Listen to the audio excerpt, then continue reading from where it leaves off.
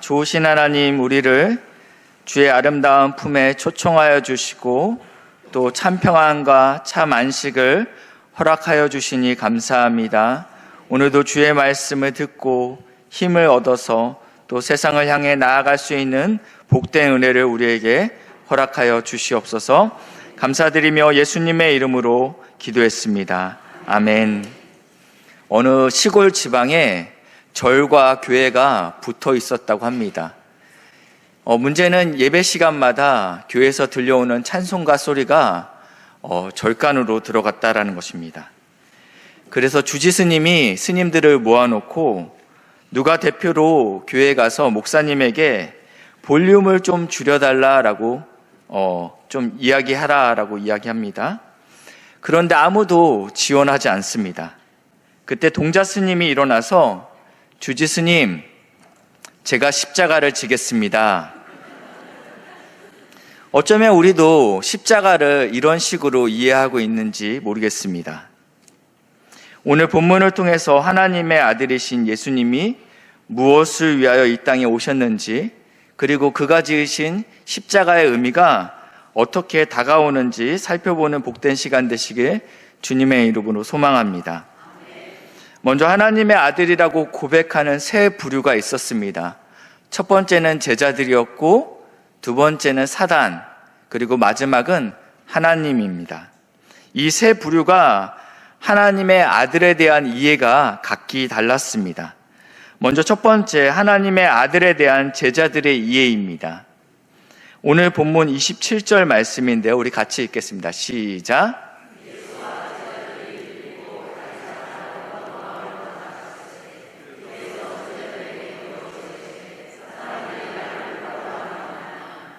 오늘 예수님께서 제자들을 어디로 이끄셨다고 말씀하고 있습니까?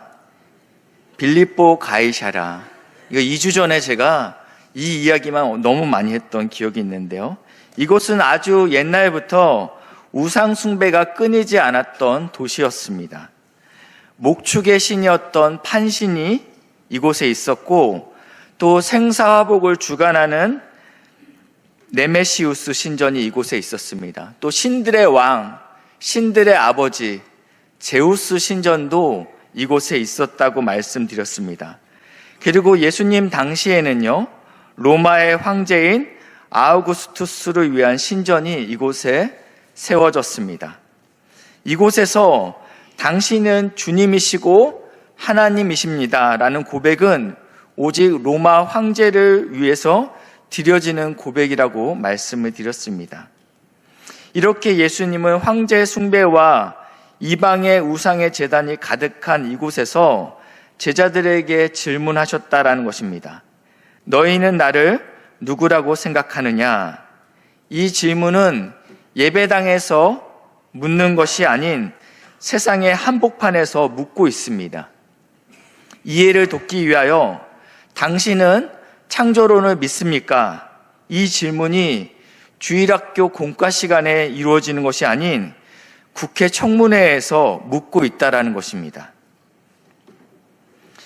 베드로는 여기에 대해서 마태복음 16장 16절에 이렇게 말씀하고 있죠. 시몬 베드로가 대답하여 이르되 주는 그리스도시요 살아계신 하나님의 아들입니다. 이 가이사랴 빌립보에서의 베드로의 고백은 특별한 의미가 담겨 있다라고 말씀드렸습니다.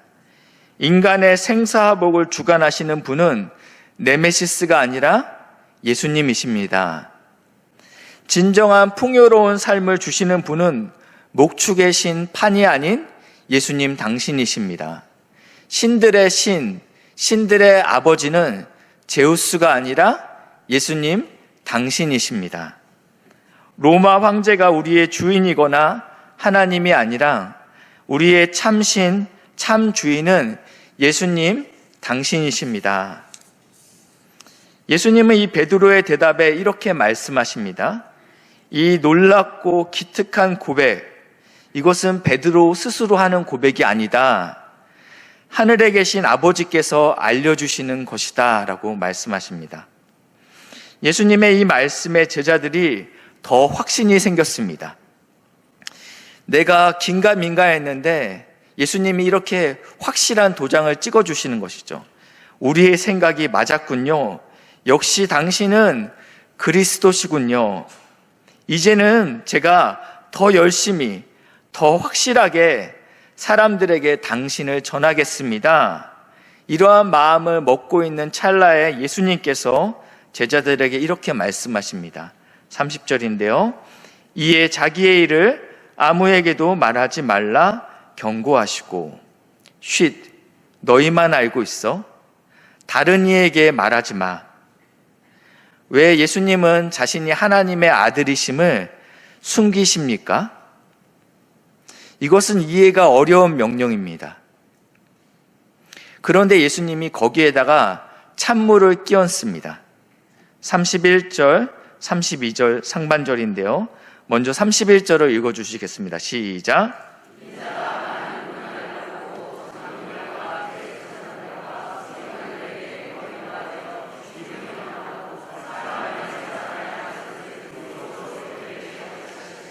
32절은 제가 읽겠습니다. 드러내놓고 이 말씀을 하시니. 31절에 보시니까요, 이 헬라어 원어 성경에는요, 지금 비로소 그들에게 가르치시되가 뒤에 나와 있지만 헬라어 원어 성경에는 그리고 비로소 가르치셨다라고 이야기하고 있어요. 지금 이 제자들이 예수님이 그리스도이시고 하나님의 아들이라는 깨달음이 생기자 비로소 마침내 이제서야 이제 내가 왜 왔는지에 대해서 제자들에게 말할 준비가 되었다라는 것입니다. 자신이 무엇을 위해 오셨는지 비로소 제자들에게 말씀하십니다. 예수님의 오신 목적은 자신의 목숨을 많은 사람의 대속물로 주기 위하여 왔다라고 말씀하고 있습니다. 그러자 행동파였던 베드로가 바로 반응하죠. 32절 하반절인데요. 베드로가 예수를 붙들고 항변하매라고 표현하고 있는데 꾸짖다라는 표현입니다. 이 단어는 예수님께서 귀신을 쫓을 때 예수님께서 귀신을 꾸짖을 때 꾸짖다와 같은 단어입니다. 성난 바람과 파도를 잠잠하게 만들 때 예수님은 꾸짖으셨죠. 이때도 같은 단어입니다. 그러니까 이것은 굉장히 과격한 단어입니다. 제자인 베드로가 스승인 예수님을 꾸짖고 있는 것입니다. 베드로가 이렇게 반응한 이유는 당시 유대인들이 메시아에 대한 이해와 기대가 있기 때문입니다. 당시 유대인의 일반적인 사고는 메시아가 이 땅에 온다면 군사적인 수단을 동원해서 이스라엘 민족을 로마로부터 해방시킬 것이라는 믿음이 있었습니다. 조국 이스라엘을 번영을 이룰 것이라는 기대를 갖고 있었다라는 것입니다. 이들은 정치적인 지도자로서의 강력한 왕을 원했습니다. 그렇기 때문에 제자들은 자신의 모든 것을 버리고 예수님을 따랐는데 이런 암울한 결말을 어느 제자도 원치 않았다라는 것입니다. 예수님의 인기가 높아질 때마다 자신도 높은 자리에 앉게 될 것을 기대하고 그리고 따라왔습니다. 그런데 예수님께서 왕의 자리가 아니라 죽음의 자리를 이야기하니 열불이 나는 것입니다. 이 베드로의 꾸짖음 안에는 이러한 내용이 숨겨져 있습니다. 예수님, 나약한 소리 하지 마십시오. 당신을 믿고 여기까지 따라온 이 사람들을 보십시오. 죽긴 누가 죽습니까? 우리가 당신을 지키겠습니다. 대의만을 생각하십시오. 끝까지 함께 하겠습니다. 이러한 의미가 담겨 있다는 것입니다. 그러나 예수님께서는 말씀대로 무력하게 십자가에 달려 돌아가셨습니다.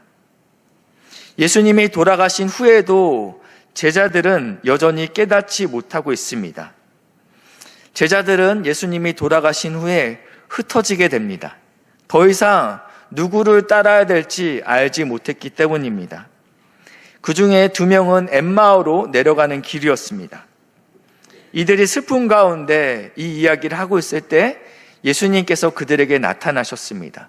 그리고 여러분 지금 하고 있는 이야기가 무슨 이야기입니까? 무슨 이야기인데 그렇게 슬프게 이야기하고 있습니까? 라고 물을 때 이들의 대답이 누가복음 24장 21절 말씀입니다. 우리는 이 사람이 이스라엘을 속량할 자라 바랐노라. 우리는 우리가 따르던 이 예수님이 이스라엘을 로마로부터 해방시켜줄 위대한 지도자란 기대를 걸고 있었다라는 것입니다. 그런데 이렇게 허망하게 가셨습니다. 라고 이야기하고 있는 것입니다. 이후에 예수님은 부활하시고 많은 증거로 제자들에게 보이셨습니다. 그러나 제자들의 메시아상은 여전히 변하지 않고 있습니다. 부활 후 40일 동안 제자들에게 하나님의 나라에 대하여 가르치시고 그들에게 약속하신 성령을 기다리라고 말씀하십니다. 그리고 오늘은 승천하시는 날입니다. 드디어 이스라엘 백성들, 특별히 제자들은 드디어 해방의 때가 왔다라고 생각했습니다. 사도행전 1장 6절 말씀인데요. 우리 같이 읽겠습니다. 시작.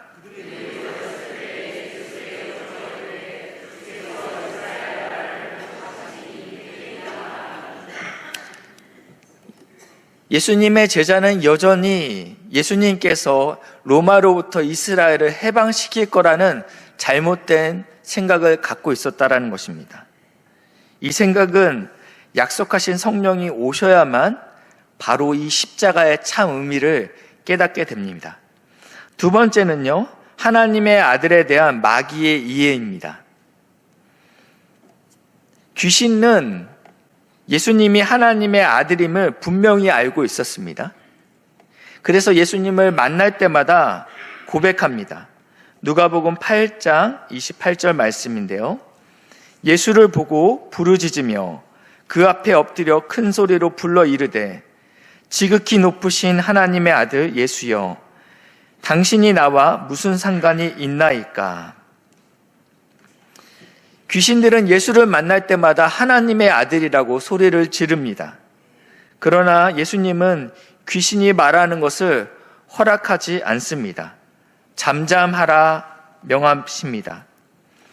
왜 하나님의 아들이심을 말하지 못하게 하십니까? 사탄이 광야에서 예수님을 시험했던 시험을 보게 되면 그 이유를 우리가 알 수 있습니다.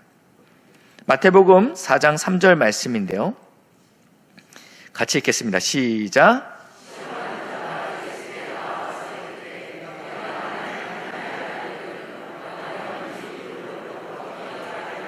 아멘. 여기서 마귀를 시험하는 자라고 표현하고 있습니다. 마귀는 시험하는 자입니다. 그러면서 이 시험의 핵심은 돌을 떡으로 만들면 네가 테스트에 통과한다라는 시험이 아닙니다. 이 시험은 능력으로 너의 하나님의 아들됨을 증명하라는 시험입니다.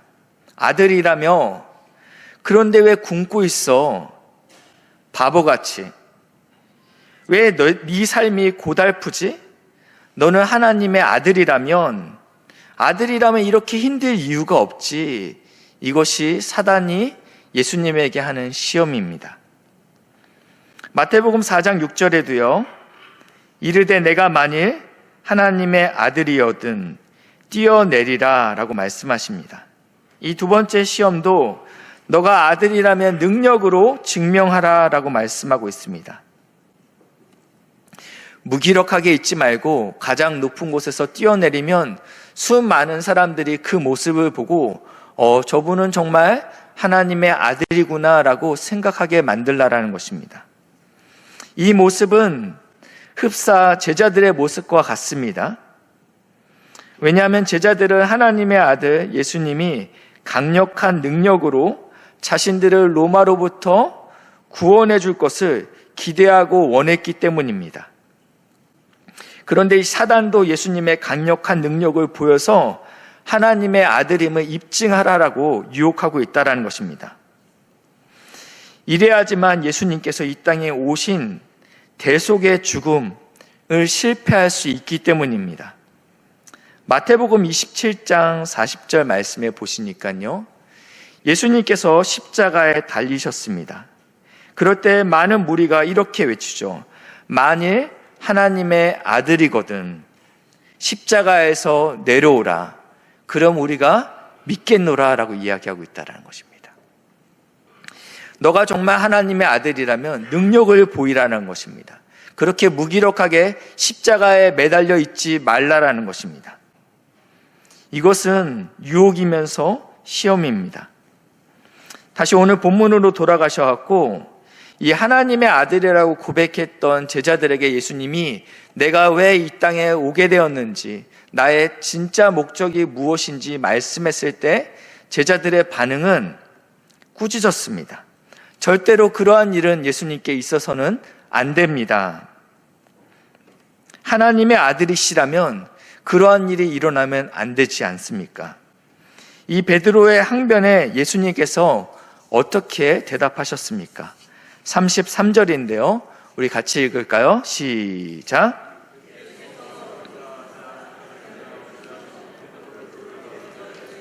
사단아, 내 뒤로 물러가라. 내가 하나님의 일을 생각하지 아니하고 도리어 사람의 일을 생각하는도다 하시고, 베드로에게 칭찬을 했죠.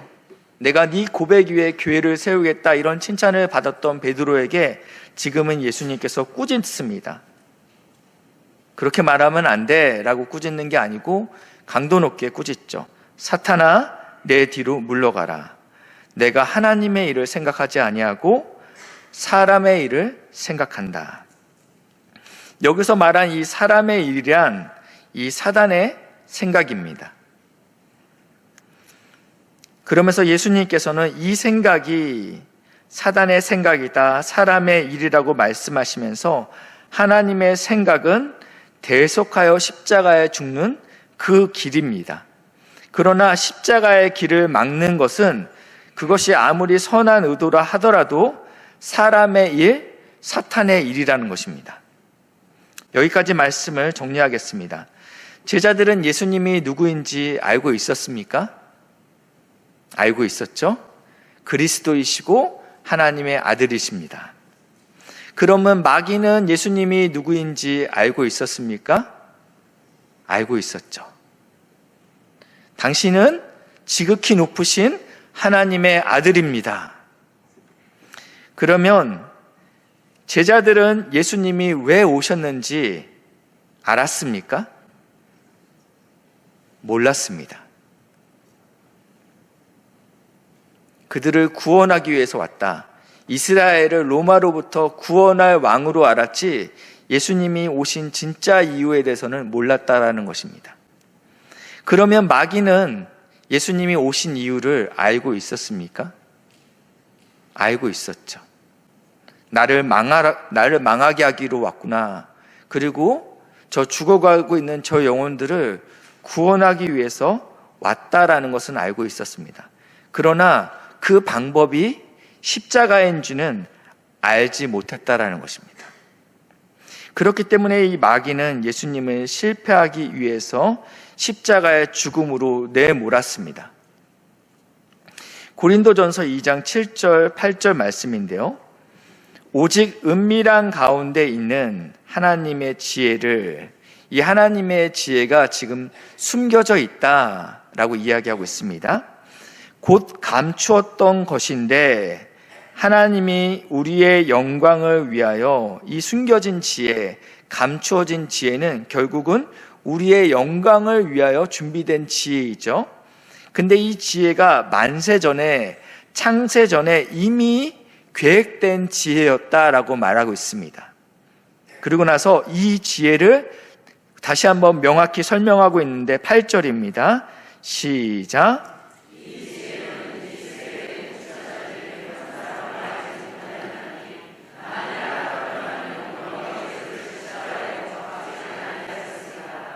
아멘.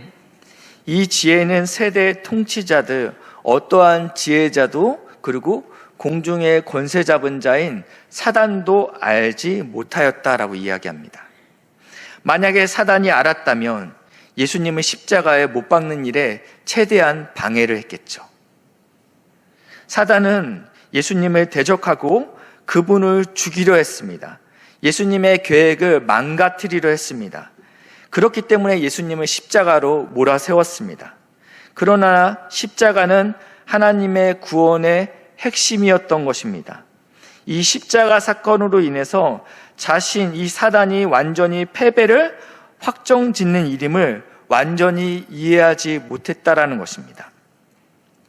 세 번째로는요, 하나님께서 하나님의 아들에 대한 어떠한 계획이 있었는지 고려합니다.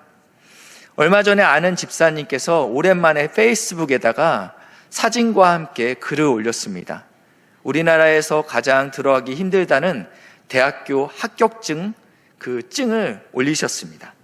그리고 그 밑에다가 이렇게 글을 썼습니다. 한 번도 학원을 보내지 않았지만 스스로 열심히 공부한 아들이라고 썼습니다. 글로는 다 표현되어 있지 않지만 저는 느낄 수 있었습니다. 거기에는 이런 내용이 포함되어 있습니다. 여러분, 얘가 내 아들입니다. 우리 집의 자랑입니다. 이것이 이 안에서 저는 느껴졌습니다. 집사님의 기쁨이 제게도 전달된 것입니다. 얼마나 뿌듯할까요? 하나님도 아들 예수님을 향해서 이러한 고백을 2번 했습니다. 내 아들, 내 기뻐하는 자다라고 2번 했습니다. 언제, 어디에서 이런 고백을 하셨을까요? 제가 가만히 생각해 봤습니다. 나라면 언제 예수님이 가장 기뻤을까? 예수님이 12살 때로 돌아가 보면 6월절이라 예루살렘으로 순례를 떠났습니다. 돌아오는 길에 아들 예수가 보이지 않습니다. 그래서 그 아들 예수를 찾아서 다시 예루살렘으로 올라갑니다. 이놈의 자식 어디 있지? 그런데 이 예수님이 성전에 있습니다. 그리고 율법학자들과 함께 서로 토론을 벌이고 있는데 이 토론을 보고 있는 수많은 사람들이 이 어린 예수의 지혜를 보고 놀랐다라고 표현하고 있습니다. 그때 하나님께서 천국에서 봤지? 내 아들이야. 내 기뻐하는 자야. 라는 이야기를 저라면 했겠다라는 생각이 들었습니다. 예수님께서는 수많은 병을 고치셨죠. 그러나 가장 어려운 병이 있었는데 바로 죽은 사람이었습니다. 이것은 가능성이 없습니다. 그런데 심지어 죽은 지 나흘이나 돼서 시체가 부패되고 냄새가 나고 있는 시체를 고치는 것은 더 가능성이 없습니다. 예수님은 죽은 나사로를 살리셨습니다. 정말 이것은 내가 봐도 대단하다. 역시 너는 날 닮았구나. 내 아들, 내 기뻐하는 자다라고 이때 얘기하고 싶은데 저 같으면 우리 주님 그러지 않으셨어요. 오병이어의 사건은 어떻습니까? 예수님께서 무리를 걸으신 사건은 또 어떻습니까? 모든 사건이 놀랍고 그리고 하나님의 아들이심을 증거하고 있습니다. 그러나 하나님께서 예수님을 너는 내 아들, 내 기뻐하는 자라라고 말씀하신 사건들은 첫 번째는 예수님이 세례 받으실 때입니다.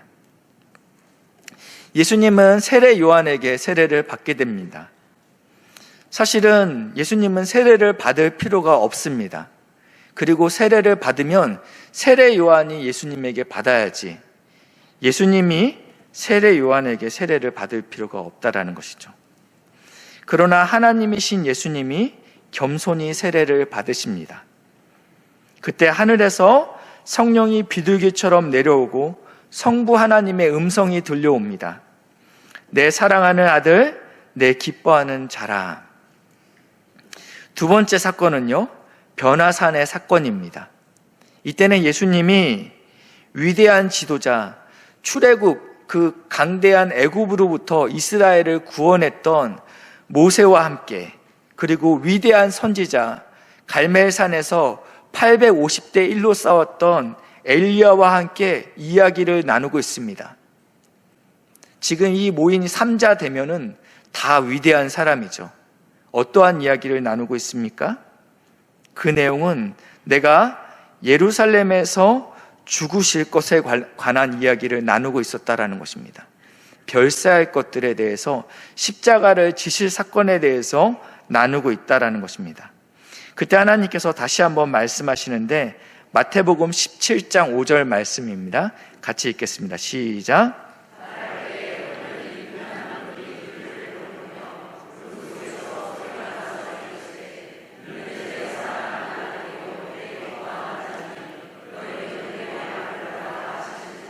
아멘. 하나님은 성자 예수님의 무엇이 자랑스러우셨습니까? 예수님께서 자기를 부인하여 겸손하게 요한에게 세례를 받으실 때 기쁘고 자랑스러워 하셨습니다. 예수님께서 십자가의 죽음을 앞두고 있는 그때 봐라 내 아들이고 내 기쁨이다 라고 말씀하십니다. 하나님께서 예수님을 기뻐하시고 내 아들이라고 시인하셨을 때는 놀라운 능력과 기적을 행했을 때가 아닙니다. 낮아지고 겸손하여 하나님의 뜻을 묵묵히 행하실 때, 그리고 형벌 중에서도 가장 저주받는 십자가에 매달려 죽기까지 순종하실 때 기뻐하셨습니다. 왜냐하면 여기에 하나님의 지혜가 담겨 있기 때문입니다. 고린도전서 1장 18절입니다. 십자가의 도가 멸망하는 자들에게는 미련한 것이요 구원받는 우리에게는 하나님의 능력이라. 아멘. 이것은 사람의 이해로는 알 수 없는 하나님의 지혜입니다. 사람의 일로는 십자가는 미련하고 두렵고 치욕스러운 일입니다. 그러나 하나님에게는 멸망당할 뻔한 우리에게는 이 십자가가 하나님의 지혜이고 능력이라는 것입니다. 사람의 일은 끊임없이 남들보다 더 높아져야 된다라고 이야기합니다.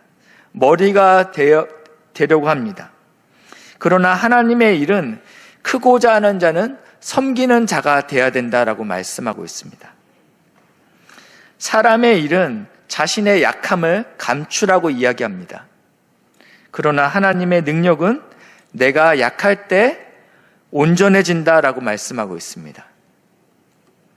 사람의 일은 물질적으로 풍요해야 된다, 풍성해야 된다라고 이야기하고 있지만 하나님은 가난한 자가 복되다라고 말씀하고 있습니다. 사람들은 첫째가 되고자 경쟁하지만 하나님은 먼저 된 자가 나중되고 나중된 자가 먼저 된다라고 말씀하고 있습니다. 사람은 자신의 생명을 지키기 위해서 이익을 지키는 일에 집중하지만 하나님의 일은 마태복음 16장 25절인데요. 같이 읽겠습니다. 시작.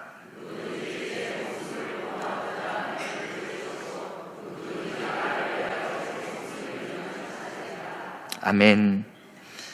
두 부류의 사람이 있습니다. 첫 번째는 사람의 일을 도모하는 자가 있습니다. 이들은 사탄의 영향력 아래에 있습니다.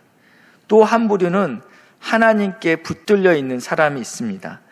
로마서 8장 5절부터 8절 말씀인데 여기에 두 부류가 등장합니다. 첫 번째는 육신을 따르는 자입니다. 이들은 사람의 일을 도모하는 자입니다. 결국은 좁은 길과 십자가의 길을 부정하는 자라는 것입니다. 그리고 영을 따르는 자, 이것은 하나님께 붙들린 자입니다. 이 두 부류가 있는데 각자 생각하는 것이 다르죠. 육신을 따르는 자는 육신의 일을, 영을 따르는 자는 영의 일을 생각하나니 육신의 생각은 사망이요 영의 생각은 생명과 평안이라. 눈으로 볼 때는 육신의 길이 넓은 길이고 큰 길이고 많은 사람들이 가고 있지만 그 길의 끝은 사망이다라고 분명히 경고하고 있습니다. 7절인데요. 같이 읽겠습니다. 시작.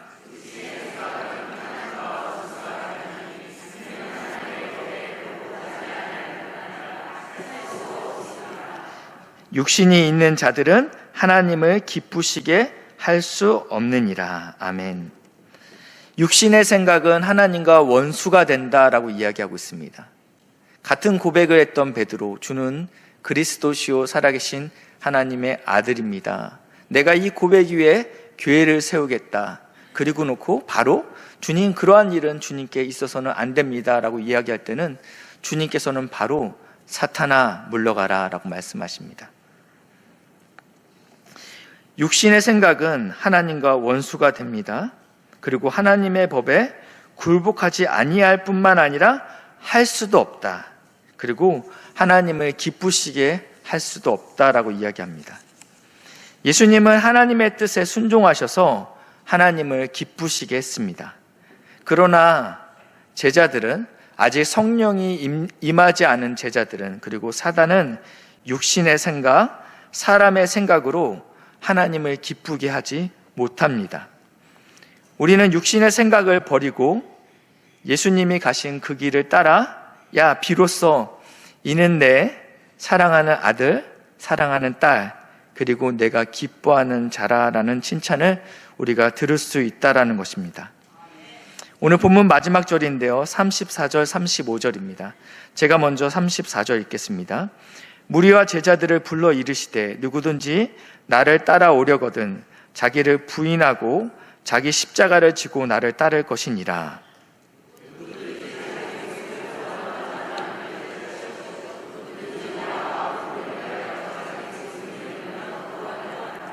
아멘. 하나님은 우리가 예수님이 누구인지 정확히 알고 시인하는 것만으로 만족하지 아니하십니다. 하나님께서는 예수님이 걸어가신 그 길 따라 우리도 십자가를 지고 따르는 데까지 행하기를 원하십니다. 오늘도 말씀에 순종하셔서 이번 한 주도 예수님의 십자가를 지고 살아내는 성도님들 되시길 주님의 이름으로 축복합니다. 아멘. 기도하시겠습니다. 좋으신 하나님 감사합니다. 우리를 위해 십자가에서 죽으심으로 하나님의 지혜와 하나님의 능력을 이루어 주시니 감사합니다. 우리도 예수님을 주님으로 고백하고 예수님이 걸어가신 그 길, 우리의 십자가를 지고 잘 따라갈 수 있도록 인도하시고 역사해 주시옵소서. 감사드리며 예수님의 이름으로 기도합니다. 아멘.